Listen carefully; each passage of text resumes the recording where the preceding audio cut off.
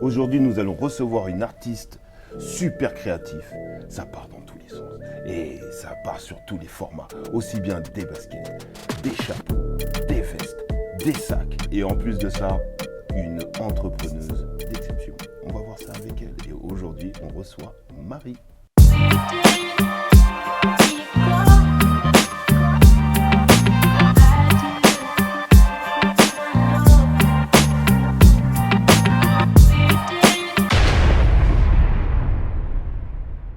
Bonjour Marie. Hello, Est-ce que tu peux te présenter pour ceux qui ne te connaissent pas, s'il te plaît? je m'appelle Marie Marquet, j'ai 33 ans, je suis la fondatrice et créatrice de Minimi Paris depuis maintenant 2014. Ça fera bientôt 10 ans. Est-ce que tu peux nous expliquer comment t'es venu cet attrait pour la création artistique?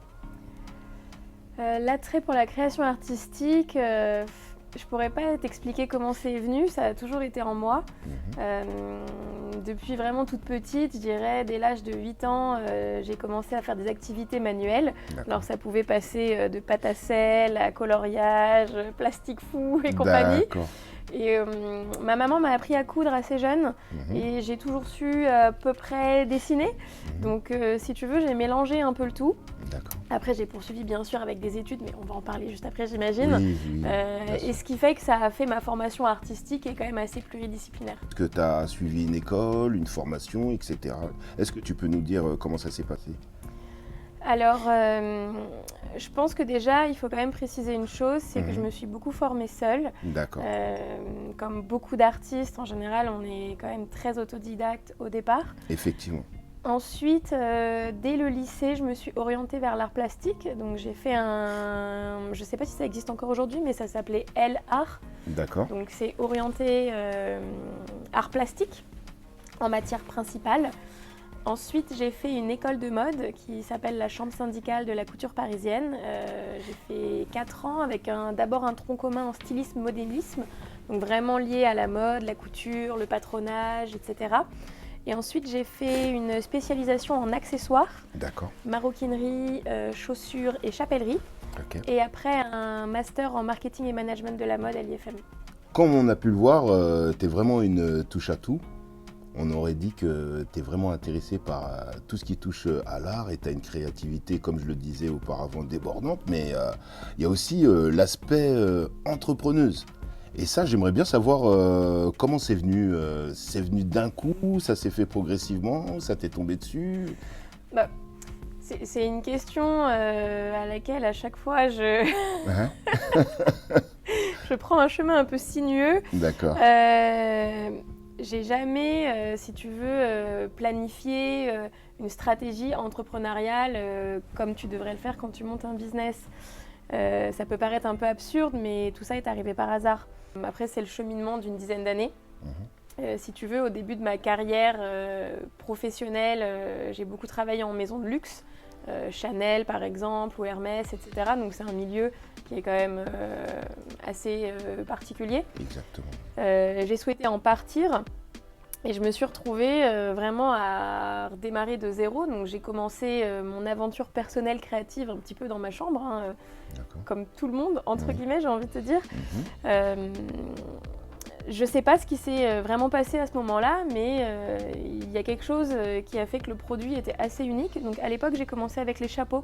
D'accord. D'abord, j'étais vraiment dans l'accessoire de tête, on va dire, entre guillemets. J'ai fait un salon, donc c'est-à-dire prendre un stand sur un événement avec des professionnels. Donc il y a des boutiques, des acheteurs qui viennent, etc. D'accord. Et à ma grande surprise, il y a eu plus de commandes que ce que je n'aurais pu imaginer. D'accord. Un contrat avec Disney.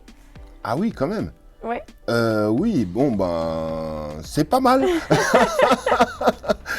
Tu deviens entrepreneur parce que tu es obligé de faire un tas de paperasse, parce qu'il faut un numéro de siret, parce qu'il faut il faut une adresse, il faut un siège social pour pouvoir remplir des papiers, participer à des événements. Exactement. Et en fait, je me suis retrouvée à créer une entreprise alors que je n'avais pas forcément imaginé créer quoi que ce soit. Ouais. Et donc du coup, ça a commencé comme ça. Je crois qu'on avait eu plus de 200 commandes sur les 3 premiers jours du salon. Ah oui, quand même. À l'époque, Un franc succès, hein. je travaillais en même temps chez Colette, donc du coup, il a fallu que je jongle entre mon travail, les commandes le soir. J'ai transformé mon appartement en atelier, Ouais, c'était là, devenu invivable. Et de fil en aiguille, il a fallu que je trouve un petit local, puis le petit local est devenu trop petit, puis un deuxième, puis un troisième. Puis je réduisais mon temps de travail à côté, parce que j'étais aussi DA en freelance pour plusieurs marques. Donc je diminuais, jusqu'au moment où je me suis complètement concentrée sur Minimi Paris. Là, est-ce que tu peux nous expliquer, parce que de ce qu'on entend, on a l'impression que tout s'est fait facilement. Tu as fait ton entreprise, Disney qui vient, qui te contacte. On sait très bien qu'un entrepreneur, sa vie, elle est jonchée de difficultés. Est-ce que tu peux nous en parler un petit peu? J'ai eu, je pense, 2 grosses difficultés sur les 10 dernières années. La première, c'est le business model que j'avais choisi au début, qui s'appelle le wholesale. Donc en fait, je travaillais uniquement pour des boutiques et non pas des particuliers. Donc ce sont des boutiques qui commandent et ensuite on exporte, notamment à l'étranger. On vendait beaucoup en Asie à l'époque. Et on a une de nos plus grosses boutiques qui nous a pas payé une commande. La boutique a fait faillite. On parle d'à peu près de 100 000 euros. Ah oui, d'accord. Une perte sèche de 100 000 euros. Ouais. Ah oui, quand même. Donc ça a été ma première grosse difficulté. J'ai vraiment cru que j'allais devoir fermer parce que clairement, je ne pouvais plus rien payer. C'était le cauchemar. Ah ouais. Et en fait, c'est cette difficulté qui a amené au business model qu'on connaît aujourd'hui, qui est le principe des ateliers et des workshops DIY. Puisqu'à l'époque, je ne pouvais plus même personnellement payer le loyer de mon appartement parce que j'étais vraiment en difficulté. Donc je me suis mise à louer chez moi sur Airbnb. Et en fait, chez moi, il y a donc beaucoup de chapeaux. À l'époque, comme je te disais, je faisais principalement que des chapeaux et des fringues. C'était donc à peu près il y a 5-6 ans maintenant. Et un jour, j'ai une cliente américaine qui me dit mais il paraît que vous avez fait un chapeau pour Lady Gaga.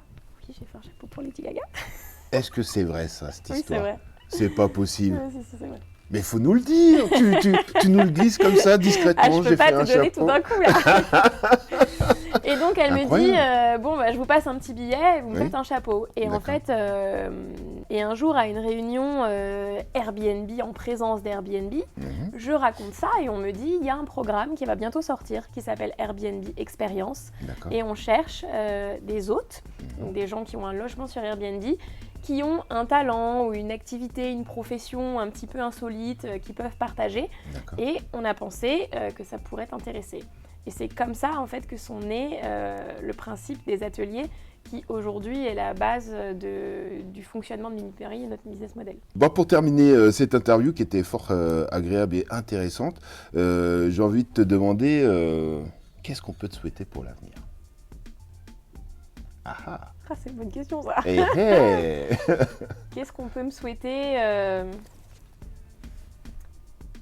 De jamais perdre l'élan créatif. Super. Je pense qu'on ne peut pas trouver mieux comme conclusion. Merci de nous avoir reçus en tout cas dans tes locaux et merci de nous avoir partagé ton expérience qui était super enrichissante. Et on se dit à très bientôt. De toute façon, il y a le reportage sur sa boutique qui va suivre juste après et on est ensemble. En fait, ici, on est dans l'espace création de chapeaux. Donc, tu peux réserver à l'avance et venir pour fabriquer le chapeau de tes rêves. Tu choisis par exemple une matière, donc tu peux prendre la couleur que tu veux, de la paille, du feutre. Tu vas choisir aussi le moule en bois puisqu'on travaille uniquement sur des techniques artisanales. C'est fait à la main, donc ça va se présenter comme ça par exemple. Et tu travailles en fait sur ce moule à l'aide d'un fer à vapeur et tu tires de toutes tes forces pour fabriquer le chapeau.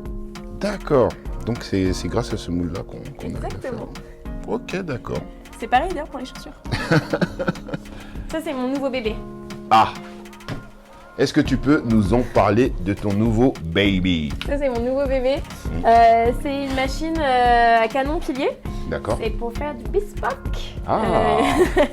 Intéressant. C'est ma nouvelle, ma nouvelle obsession. Ah, d'accord. Donc on va lancer un atelier de bespoke pour pouvoir fabriquer sa paire de sneakers de A à Z. Incroyable, mais tu Je t'arrêtes peux jamais. même te faire un petit spoil, Ouais. puisqu'on a fait la première hier soir. Ah, bah, on va peut-être jeter un petit coup d'œil à celle-ci. Mais j'ai envie de dire, tu t'arrêtes jamais. Non. Tu t'arrêtes jamais de créer. Non. Tu fais les chapeaux, Non, mais en plus, je m'ennuie les vite, tu vestes, vois. incroyable. Yo la famille Zer, on se retrouve pour un nouveau making of, toujours dans le cadre de mon concept BLKDS. Aujourd'hui sur cette paire, le thème ça sera la Dark Fantasy. Cette fois-ci on délaisse Kirina et Soleil pour laisser place à Eline et Alec. J'ai choisi des prénoms d'origine nordique, viking un petit peu. Je trouve que ça claque, ça fait stylé et ça va très bien avec le concept. Pour peindre le switch, j'ai utilisé du blanc mélangé à une couleur néon, Popsicle Green. Attention, j'ai mis l'accent. Malgré qu'on soit dans le concept de la Dark Fantasy, j'ai choisi d'y aller à contre-courant en utilisant des couleurs vives. J'ai utilisé l'aérographe, matériel indispensable pour avoir des dégradés nickel. Ce qui est aussi indispensable, c'est le masquage, car ça permet de délimiter les zones que vous voulez peindre avec précision. Pour contrebalancer avec ces couleurs vives, j'ai décidé de rajouter du noir parce que, après tout, nous sommes dans la Dark Fantasy. Donc l'atmosphère est plutôt sombre, ça va de soi. Quand j'ai commencé à peindre Eline, il y a un personnage de manga culte qui m'est venu à l'esprit. Et je suis sûr que l'otaku que tu es devine de qui je parle. On parle d'un certain fils de poulpe. On passe à Alec et j'utilise un pinceau très fin pour réaliser sa chevelure. Dans la réalisation d'un custom, il ne faut jamais négliger les finitions, même si perso, c'est pas la partie la plus fun à faire. J'utilise la peinture néo-parisienne Pink pour peindre l'intérieur de la sneakers. Et voilà, le travail est terminé. Grâce à la lampe ultraviolet, on voit les couleurs néon ressortir et ça donne son petit effet.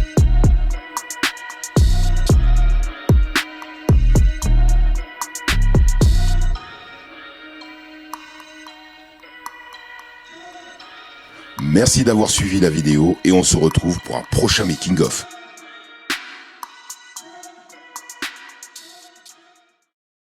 Avant de se quitter, je vous conseille 10 comptes d'artistes customers à suivre.